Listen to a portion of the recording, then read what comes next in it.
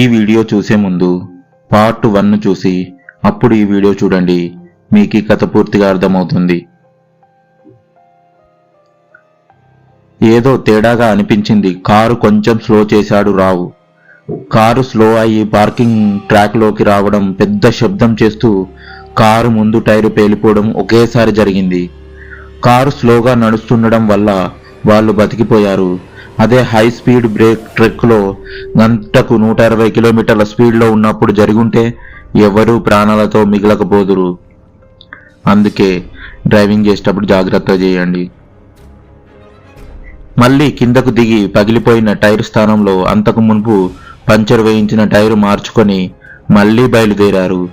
ఈసారి ఎందుకైనా మంచిదని తక్కువ స్పీడ్లోనే డ్రైవింగ్ చేస్తున్నాడు. దాదాపు 10 కిలోమీటర్ల దూరం వెళ్ళాక కనిపించిన పెట్రోల్ బంక్ దగ్గర కొత్త టైరు కొని బండిలో పెట్రోల్ కొట్టించుకొని ముందుకు సాగుతున్నారు. కారులో ఎవరు ఏమీ మాట్లాడడం లేదు. ఆ నిశ్శబ్దాన్ని ఛేదిస్తూ సీడీ ప్లేయర్ ఆన్ చేశాడు నాగేష్. అది యాదృచ్ఛికంగా లేక కావాలని జరిగిందో తెలియదు గాని లతా మంగేష్కర్ పాట 1962లో విడుదలైన 20 సాల్ బాద్ లోది కహీ దీప్ జల్ కహీ దిల్ మంద్ర స్థాయిలో వినిపిస్తుంటే అందరి ముఖాల్లోనూ ఒక రకమైన భయంతో కూడిన ఆశ్చర్యం.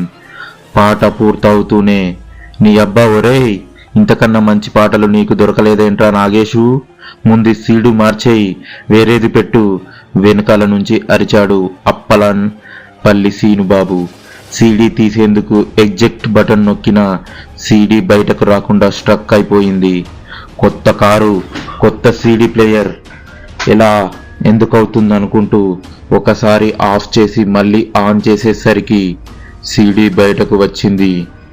సీడీ బయటకు రావడంతో ఇంజన్ దగ్గర నుంచి సర్సర్మని శబ్దం, తర్వాత కీచుమనే ధ్వని రావడంతో కారు పక్కకు ఆపి బయట్ని తెరిచాడు రావు. చూశాడు, రేడియేటర్ పిన్ బెల్ట్ తెగిపోయింది. అదృష్టం కొద్దీ ఇంకో స్పేర్ బెల్ట్ ఉంది కాబట్టి సరిపోయింది. శ్రీను వెనకాల డిక్కీలో ఫెన్ బెల్ట్ ఉంటుంది, కొంచెం తీసి ఇవ్వమ్మా అని అడిగాడు రావు గారు.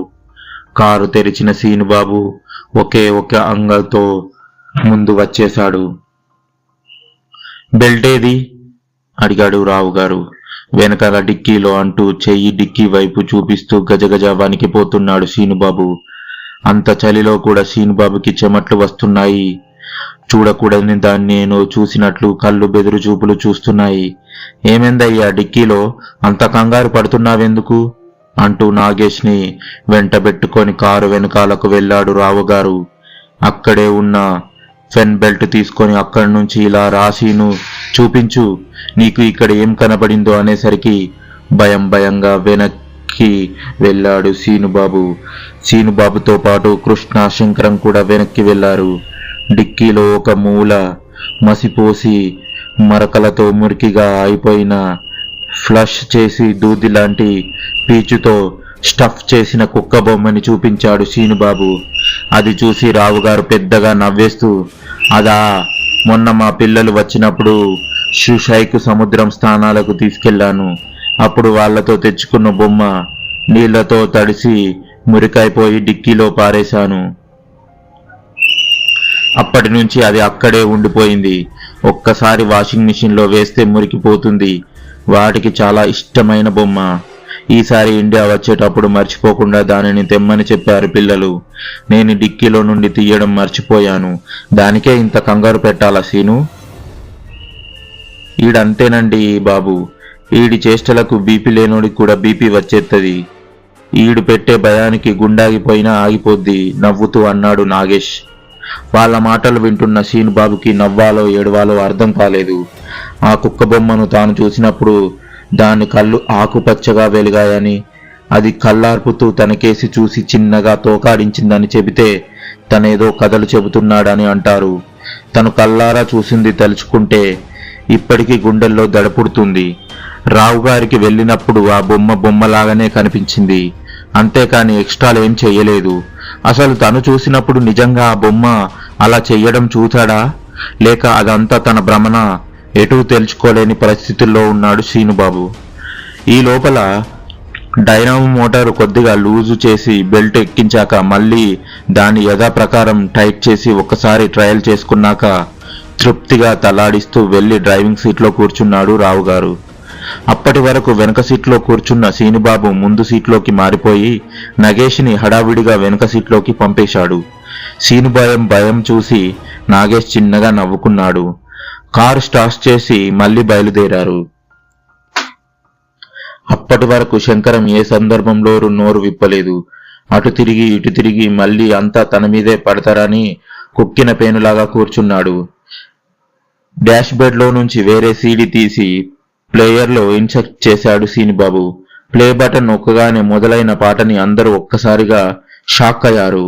అది 1965వ సంవత్సరంలో విడుదలైన అక్కినేని నాగేశ్వరరావు హీరోగా, భానుమతి కృష్ణకుమారి హీరోయిన్లుగా నటించిన అంతస్తులు సినిమాలోని పి సుశీల పాట పాడిన నిన్ను వీడని నీడను నేనే, కలలో మెదిలే కథ నేనే, నూనూ లేత పువ్వునై విరసి సుశీలమ్మ గలంతో ప్రాణం పోసుకున్న పాట అది. అసలు ఆ పాట ఉన్న సీడీ కొన్నట్లుగా గుర్తే లేదు రావు గారికి. ఈ సీడీ ఎక్కడిది? నేను కొన్న సీడీ అయితే కాదే అని అనుమానంగా రావు గారు అన్నాడు. ఆ సీడీ నాదే. నాకు పాత పాటలంటే ఇష్టం. షాపులో పని చేసుకుంటూ వినవచ్చు కదా అని ఇవాళే ఖమీస్లో 4 పాత పాటల సీడీలు కొన్నాను. ఇది వాటిట్లోదే అయి ఉంటుందని చెప్పాడు శంకరం. మాటల్లోనే కారు హైవే నుంచి తస్లిస్కు ఎగ్జిట్ దగ్గరకు వచ్చేసింది. హైవే నుంచి దాదాపు 5 కిలోమీటర్ల లోపలికి ఉంటుంది ఆ ఊరు. తస్లిస్ ఊర్లోకి వెళ్తే రోడ్డు మీద చేరుకోగానే 4 అడుగుల ఎత్తు ప్రహారీ గోడతో ఖాళీగా ఉన్న ఒక విశాలమైన ప్రదేశం కనిపించింది. దాని పక్కనే కారు ఆపాడు రావు. ఇక్కడ ఎందుకు ఆపారు అడిగాడు శంకరం. చాలాసేపు నుండి కడుపు ఉబ్బిపోతుందయ్యా, టాయిలెట్కి వెళ్ళాలి. హైవేలో వీలు కుదరదు కదా, అందుకే ఆ గోడ పక్కన కానిచ్చేద్దామని ఇక్కడ ఆపాను అని చెప్పాడు రావు గారు. ఇక్కడ వద్దు, కొంచెం ముందుకు పోయి ఆపండి, ఎవరైనా చూస్తే గొడవ అవుతుంది అన్నాడు శంకరం. గొడవ దేనికి? మీరు చెప్పిన మాట వినండి రావు గారు, ముందుగా పోనివ్వండి. ఎందుకంటే అది ఈ ఊరు శ్మశానం. ఊళ్ళో ఎవరు చనిపోయినా ఇక్కడే పాతి పెడతారు మెల్లగా చెప్పాడు శంకరం. మారు మాట్లాడకుండా మళ్ళీ డ్రైవింగ్ సీట్లో కూర్చున్నాడు రావు గారు. డూమ్స్ డే, తెలుగులో యుగాంతం, దీనికే అరబ్బీలో యోమ్ అల్ ఖయామత్ అంటారు. రోజున ఇప్పుడు ఖననం చేయబడ్డ వాళ్ళందరూ సశరీరులుగా తిరిగి లేపబడతారని, వాళ్ళు చేసిన పాపపుణ్యాల లెక్కలు తేల్చబడతాయని ముస్లింల క్రైస్తవుల నమ్మకం. మరి తిరిగి లేపబడిన ఇండియాలోలా సిమెంట్తో సమాధులు కట్టేస్తే వాళ్ళు లేవడం కష్టం కదా. అందుకే సౌదీలోను ఇతర అరబ్లోనూ సమాధులు సిమెంట్తో కట్టడం నిషిద్ధం. సమాధి లాంటి కట్టడాలు కట్టకుండా ఖననం చేసి అలాగే వదిలేస్తారు. సౌదీలో మదీనా పట్టణంలో జన్నత్తల్ కో బాకి, స్వర్గంతో సమానమైన భూమిలో కూడా రాజకుటుంబీకుల్ని సమాధి చేసిన ఇండియాలో కుతుబ్ షాహీ టూమ్స్ లాగా అరబ్ దేశాల్లో చనిపోయిన వారికి సిమెంట్ వైగారాలతో ఎలాంటి నిర్మాణాలు చేయరు. సిమెంట్తో సమాధాలు కట్టడం, వాటి మీద చద్దర్లు పరచడం, సమాధులకి దండలు వేయడం, అగరత్తులు వెలిగించడం లాంటివి చెయ్యరు. మృతదేహాలను భూమిలో ఖననం చేసి మట్టి కప్పి వదిలేస్తారు. అందుకే అది శ్మశానం అని ఎవరైనా చెబితే కాని తెలియదు. ఆ ప్రహారీ గేటులు తప్ప లోపల కాటి కాపరి కోసం కనీసం ఒక గది కూడా ఉండదు. అది అక్కడి ఆచారం. 1 కిలోమీటర్ ముందుకు వెళ్ళాగా కారు ఆపి పని కానిచ్చుకొని మళ్ళీ ముందుకు బయలుదేరారు. అప్పటికి సమయం రాత్రి 12 గంటలు దాటుతోంది. దూరంగా ఉన్న ఇళ్లలో వెలుగుతున్న దీపాలు మినుక్ మినుక్మంటూ కనిపిస్తున్నాయి. శంకరం దారి చెబుతుంటే కారును ముందుకు పోనిస్తున్నాడు రావుగారు. మరొక 2 కిలోమీటర్లు వెళ్ళక ఊళ్ళోకి ప్రవేశించారు. శంకర దుకాణం ఊరి మధ్యలోనే ఉన్న తనకు కపిల్ వీసా స్పాన్సర్ ఇచ్చిన రూమ్ ఊరికి 2వ చివర్లో ఉంది. శంకరం ఉండే ఇల్లు దాటితే ఇంకా అవతల పక్క అంతా ఎడారే. మనలాగా పొలాలు తోటలు ఏమీ ఉండవు. ఇంటికి చేరుకోగానే హడావిడిగా వంట చేయడం మొదలుపెట్టాడు శంకరం. పెద్దగా హడావిడి ఏమీ చెయ్యొద్దు శంకరం, నాకైతే 2-3 చపాతీలు చేస్తే చాలు, ఈ పూటకి సరిపోయిద్ది, టైం కూడా ఇప్పటికే చాలా ఎక్కువైంది అన్నాడు రావు. మిగిలిన వాళ్ళు కూడా రావు మాటనే సమర్థిస్తూ వాళ్ళకి కూడా సింపుల్గా చపాతీలు పెడితే చాలదనుకున్నారు. చపాతీలు, ఆలు మసాలా కూరతో ఆ పూటకి భోజన కార్యక్రమం పూర్తయింది. శంకరం ఉండే ఇంటికి ప్రహారీ గోడ లేదు. ఆ ఇల్లు కొంచెం దూరంగా విసిరినట్టుగా ఉంటుంది. ఇంటికి కొద్ది దూరంలో ఎప్పటిదో పాడైపోయిన పెట్రోల్ ట్యాంకర్ తాలూకా ట్యాంకర్ భాగం పడుంది. దాని పక్కనే బాత్రూమ్, లేట్రిన్ ఉంది. బయట వాళ్ళు కూడా వాడేస్తారేమో అని దానికి ఎప్పుడు తాళం వేసి ఉంచుతాడు శంకరం. ఆ సంగతి భోజనాలకు ముందు చెప్పాడు. ఓ రాత్రి వేళ లఘు శంకకు వస్తే మళ్ళీ శంకరాన్ని ఆ తాళం చెవి కోసం లేపడం దేనికనే అక్కడ పక్కన ఉన్న ఖాళీ స్థలంలో పని కానిద్దాం అని అనుకొని రావుగారు తలుపు తీసుకొని బయటకు అడుగు పెట్టాడు. బయట ఆకాశం నుంచి ముగ్గు వలక పోస్తున్నట్లుగా తెల్ల తెల్లగా మెరిసిపోతుంది వెన్నెల. ఫూల్లో డ్రెస్ మీద స్వెటర్ వేసుకొని దాని మీద దుప్పటి కప్పుకొని ఇంకా చలిగా వణుకుతూనే ఉంది. బయట గడ్డ కట్టుకుపోయిన నిశ్శబ్దం. దూరం నుంచి కీచురాయి శబ్దం లీలగా వినిపిస్తుంది. తలుపులు దగ్గరికి వేసి టాయిలెట్ వైపుగా 4 అడుగులు వేసి ఎదురుగా చూస్తే పాడైపోయిన పెట్రోల్ ట్యాంకర్ని ఆనుకొని ఎవరో ఉన్నట్లుగా అనిపించింది. ఎవరో మన వాళ్ళే అయి ఉంటారులే అనుకొని రావుగారు మరో 4 అడుగులు ముందుకు వేయగానే ఆ ఆకారం స్పష్టంగా కనిపించింది. తన ఎదురుగా ఉన్న ఆమె ఎంతో అందంగా ఉందంటే వెన్నెల కూడా ఆమె వంటి ఛాయ ముందు బలాదూరే. తేనె, పాలు, గులాబీ రేకులు, కొంత బంగారం కలిపి కరిగిచ్చి పోత పోస్తే ఎలా ఉంటుందో అలా ఉందామె. ఎవరో పెద్దింటి అమ్మాయి అయి ఉంటుంది అనుకున్నాడు. పైగా ఆమె పెళ్లి దుస్తుల్లో ఉంది. ఇష్టం లేని పెళ్లి చేస్తుంటే పారిపోయి వచ్చిందేమో అనుకున్నాడు. ఇదంతా కేవలం 2-3 నిమిషాల్లో రావుగారి మనసులో మెదిలిన ఆలోచనలే. సౌదీ నియమాల ప్రకారం సౌదీ స్త్రీలను బురకా లేకుండా ఎవరూ చూడకూడదు. అక్కడ బురకా అభయ అంటారు. అది కాక ముఖానికి నకాబ్ అని కట్టుకుంటారు. అది కట్టుకుంటే కళ్ళు తప్ప ఇంకా మిగిలిన ముఖం కనిపించదు.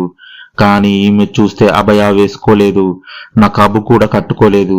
ఎవరైనా చూస్తే లేనిపోని తలనొప్పి ఎందుకులే అనుకొని వెనక్కి రాబోతున్న రావుగారిని ఆమె దగ్గరకు రమ్మట్లంటుగా చేతితో సైగ చేసి పిలుస్తోంది. అప్పుడు చూశాడు ఆమె కళ్ళని. ఎంత అందంగా ఉన్నాయంటే పాల సముద్రం మధ్యలో ఈదుతున్న చేప పిల్లల్లా ఉన్నాయి. తలపై మెలి ముసుగు ఉన్నప్పటికీ ఆమె బంగారు వర్ణపు కేశాలు చూపు తిప్పుకోనివ్వట్లేదు. ఇంకా సందిగ్ధంలోనే ఉన్నారు రావుగారు. అనవసరపు చిక్కులో ఇరుక్కోవడం దేనికని తిరిగి వెనక్కి తిరగగానే వెనక అతి సమీపం నుంచి తాల్ తాల్ తాల్ అని మంత్ర స్థాయిలో ఆమెను పిలవడం వినిపించింది. తాల్ అంటే అరబ్బీలో రమ్మని. రా రా రా అని పిలుస్తున్న ఆమె గొంతు మామూలు మనుషుల గొంతులా కాక ఏదో వీణ వాయిస్తున్నట్లు లేక వైలినో వాయిస్తున్నట్లు వినిపిస్తుంది ఆమెకి. నెక్స్ట్ పార్ట్ కోసం వెయిట్ చేస్తుండండి. ఈ వీడియో మీకు నచ్చినట్లయితే లైక్ చేసి మీకేమనిపించిందో కామెంట్ రూపంలో తెలియజేయండి. మరిన్ని వీడియోల కోసం సబ్స్క్రైబ్ చేసుకోండి. Thank you so much for watching our videos.